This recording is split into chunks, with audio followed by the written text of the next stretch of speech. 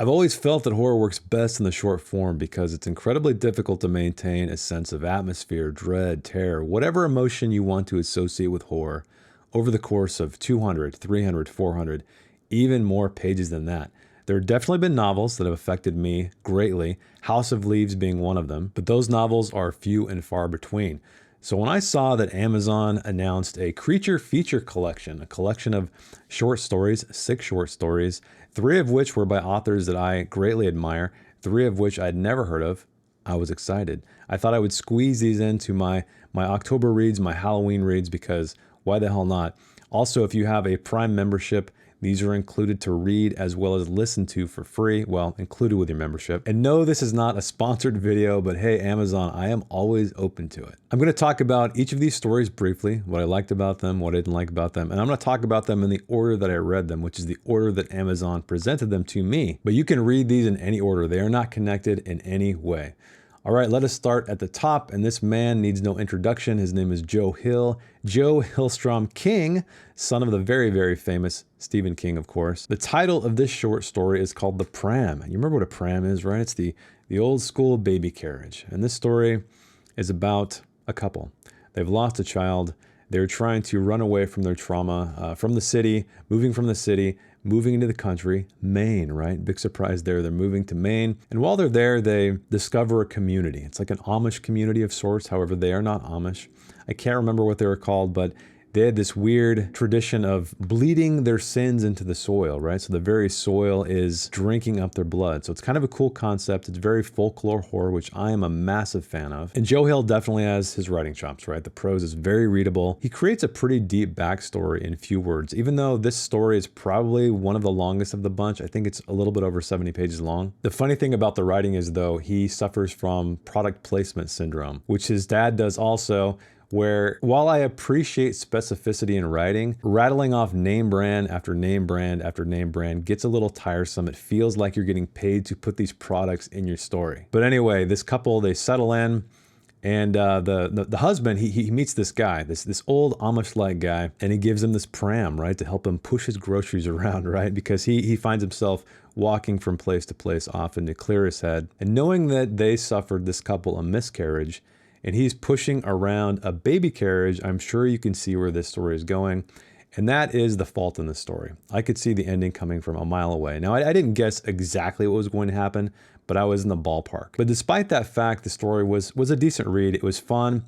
Joe Hill's prose is engaging, it's detailed, it's very evocative, but I never was truly frightened in this, and that's okay. I don't think horror has to always frighten you, right? It doesn't always have to have a sense of dread.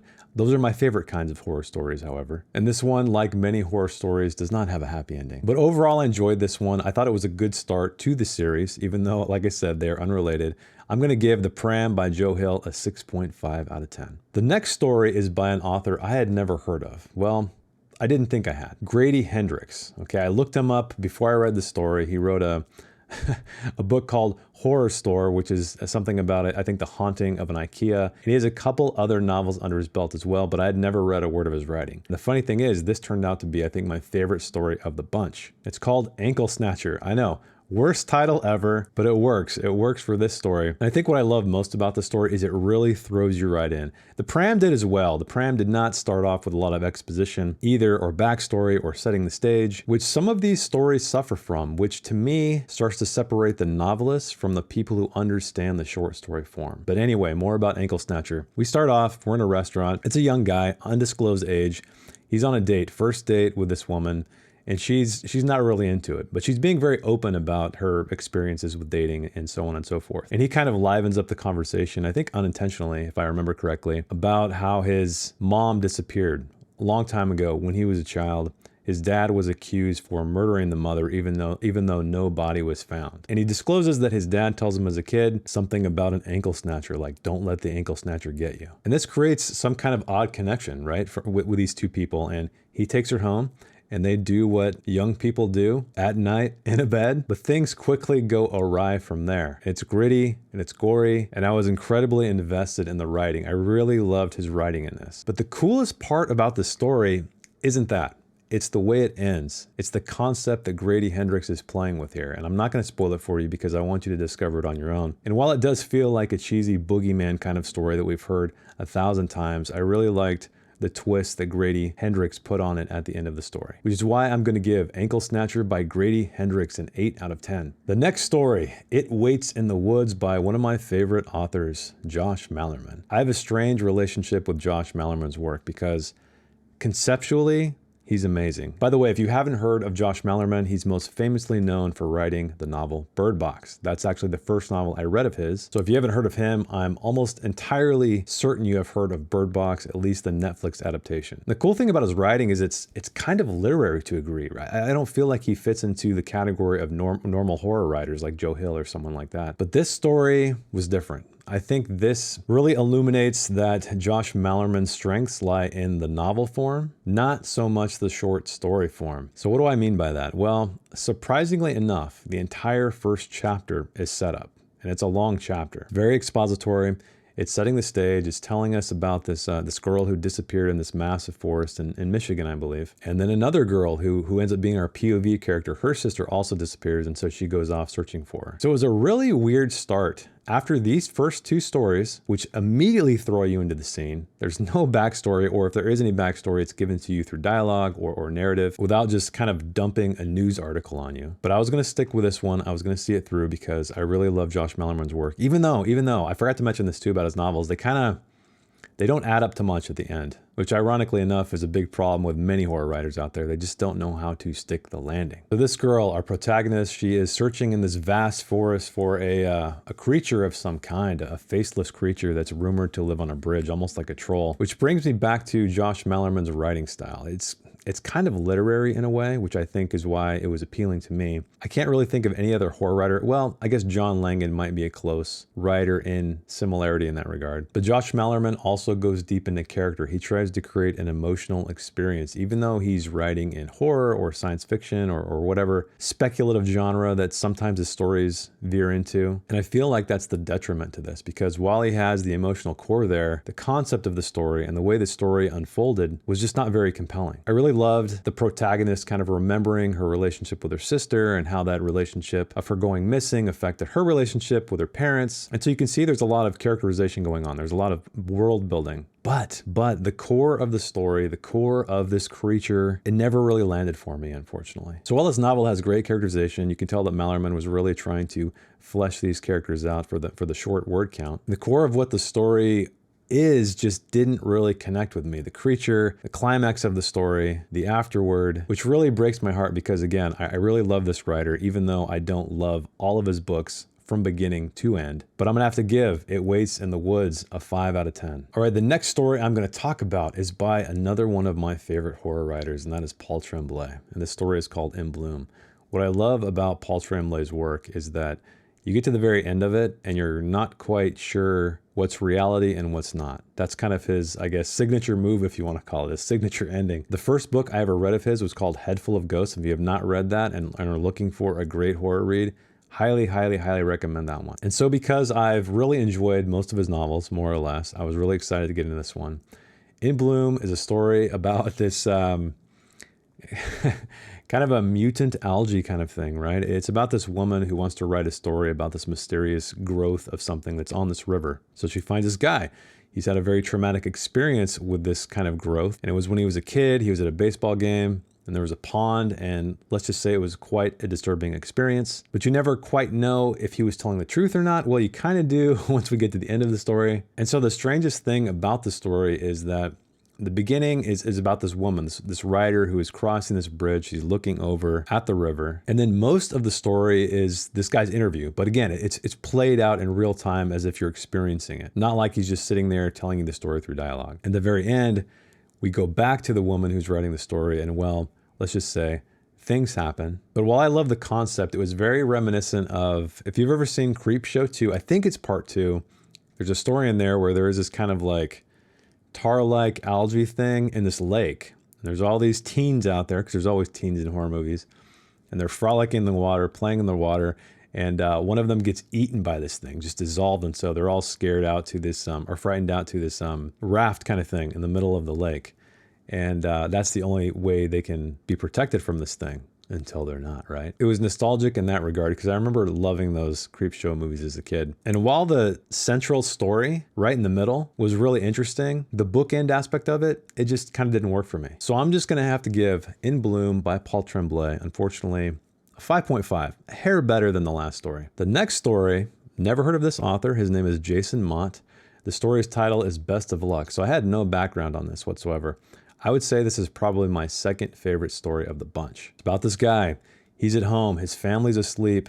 His friend comes over with a gun. He's holding him at gunpoint. And this friend has experienced very, very terrible things. Both of his kids, I think, died. Maybe his wife died. I can't quite remember every little detail. But you can see with the title, Best of Luck, where this is going. He's holding him at gunpoint. So the tension is always high in this. Friend is wondering why he's here, why is he doing this? And he's telling him this story. He's telling him this tale of bad luck and why he was brought here. And I'm not going to spoil what he reveals, but it was cool. I really liked it. Granted, the final act or the climax of the story, I felt like it explained a little bit more than it needed to, but I really enjoyed the reveal. This one felt very much in line thematically with In Bloom or even Ankle Snatcher. It's kind of like a pulpy horror movie. And that's what I really liked about this one. But what I also liked about this one is Jason Mott clearly knows how to write a short story because we're in this moment. This entire story is in this moment where this guy has this other guy at gunpoint and he's sitting here sweating bullets, wondering why his friend is here to supposedly kill him. But yeah, it was a good one. There's a little bit of a Lovecraftian vibe to it, I guess, maybe just a little bit. But I'm going to give Best of Luck by Jason Mott a 7 out of 10. The sixth and final story I'm going to talk about is Big Bad and is by Chandler Baker, another author I had never heard of before. And when I started reading the story, something stood out to me, and it was the writing itself. It was slickly written, for lack of a better term, but it felt more like a thriller. It felt more like these books my mom tends to read. Lots of kind of quippy language, lots of sarcasm, lots of clever writing. And I don't really mean clever in a good way. I mean it as if each character is always clever in what they say and what they do, but I think the writing is really effective, just not for horror. I think it's probably a great execution style for a thriller. And when I looked this author up, sure enough, she is a thriller writer. And this story was really difficult for me to get through because it seems to be doing a lot of world building, a lot of character backstory, very much like Joe Hill did with the Pram. However, Joe Hill did it in a great way. It was interesting. The way she did it here was absolutely boring. I didn't really care about all of the POV switches, so most of these stories are told in one POV. This one had multiple POVs. It was with the wife and the husband and even the kids. It's a story about this family kind of moving out to this cabin to try to start a new life again, out in Oregon somewhere. And the wife goes missing and strange things begin to happen. However, the really, really bad thing, the big bad thing that pissed me off, and that, well, not pissed me off, it just made me roll my eyes. So there's a daughter in this whose name is Odette, okay? Her name is Odette, but she goes by Odie. Yes, the dog in Garfield, O-D-I-E. And you do not learn her full name is Odette until later in the story. But the entire time I'm wondering, why did the author name this kid after a dog from Garfield? It is illuminated at the very end. However, I feel like it was super cheesy. Again, this technique that you find often in these mainstream thriller novels. But also, again, I will give Chandler Baker credit. She knows how to write a sentence or two. I just think it's not great for this kind of story, this genre of story. While the prose flowed nicely and it was well crafted at times, it didn't hold my interest because it was taking me down these paths I just did not care about. I was trying to build these characters up, but in a very inefficient way, a very uninteresting way, which is why I'm going to give Big Bad the lowest score out of this entire bunch of 4 out of 10. But all in all, these were fun reads. I can recommend most of them. Hell, I would probably read all of them because they're not going to take much of your time. They're great for a Halloween read. So if you're looking for some short stories to introduce you to new authors, I forgot to mention that too. Amazon does this all the time. They have these cool little collections, genre-specific collections, where they contract these authors to contribute to these collections. There's like sci-fi ones, there's mystery, there's literary fiction, there's romance. And it's a really cool way to kind of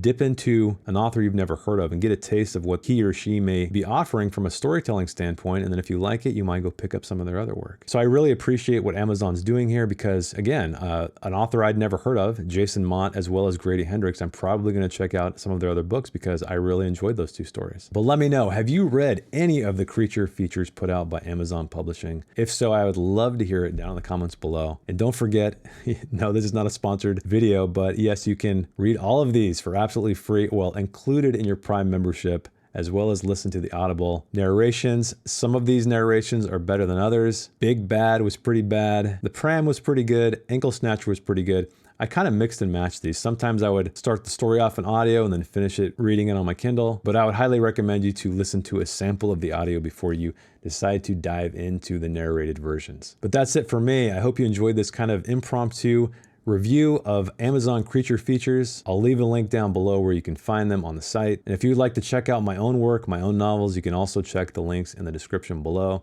Thanks for hanging out with me. Thanks for watching, and I will see you in the next one. Bye.